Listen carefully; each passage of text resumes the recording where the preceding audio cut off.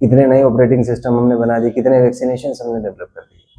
सो ये जो एक एजुकेशन को लेके हमारे देश में भौकाल है और उसमें बड़ी बड़ी बातें हैं और ये चीज़ें हैं, इसका आउटपुट क्या है, फंडामेंटल क्या काम हो गया इससे, कितने ऑपरेटिंग सिस्टम्स आप बना पाए, कितने लोगों को आप रोजगार दे पाए, ऐसा क्या आपने किया कि जिससे आपने जो सीखा है उसको यूज करके सोसाइटी का बेनिफिट हो गया।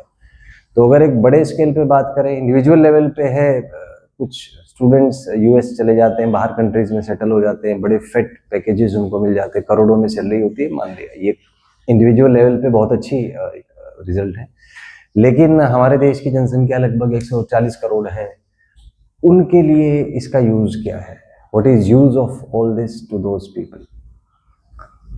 तो यहीं पे मैंने सोचा कि एक आम बच्चे को अगर अपने माइंड ब्रेन कोऑर्डिनेशन को यूज करना आ जाए, उसके एल्गोरिथम्स अच्छे हो जाएं, तो ये केवल एग्जाम क्रैक करने के लिए ही जरूरी नहीं है, उसके लाइफ में स्किल्स इससे इम्पार्ट होंगे। क्योंकि आप देखिए, कोई भी काम करें लाइफ में, जिंदा रहने के लिए आपको काम तो करना ही पड़ेगा, रोटी कपड़ा मकान मौलिक आवश्यकताएं हैं।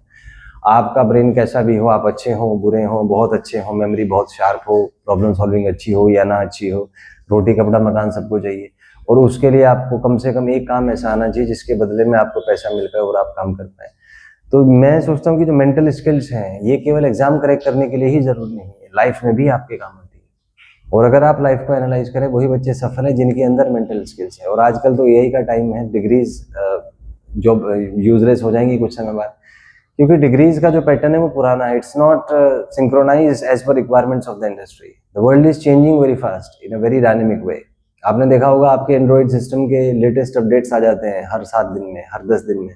लोग चेंज हो रहे हैं, एक्सपेक्टेशंस चेंज हो रही है, डिमांड्स चेंज हो रही है। तो उसके लिए आप 100 साल पुराने फ्रेम से अगर चलेंगे तो आप नहीं कर पाएंगे। एग्जाम के सिलेबस की बात करता हूँ, आप देखिए अभी भी जो एग्जाम पैटर्न है वो पुराना है, 200-250 साल पुरानी चीजें पूछी जाती है, 300 साल पुरानी चीजें पूछी जाती है। इतनी चीजों को दिमाग में रखने से फायदा क्या है। आप देखिए ना, अल्टीमेटली होता क्या है भाई, कोई भी टीचर अगर पढ़ाते हैं तो वो इन्फॉर्मेशन कलेक्ट करते हैं बुक से जो 300-400 साल पुरानी है, उन बुक्स की इन्फॉर्मेशन को अपने माइंड ब्रेन सिस्टम में फिट करते हैं, फिर उसी चीज को बच्चों को बता देते हैं। तो अल्टीमेटली तो ट्रांसफर ऑफ इन्फॉर्मेशन एक तरीके से है फंडामेंटली। तो बच्चे वो चीज जो टीचर बता रहे हैं वही बुक से पढ़ सकते हैं, क्योंकि सोर्स ऑफ इन्फॉर्मेशन तो बुक्स हैं।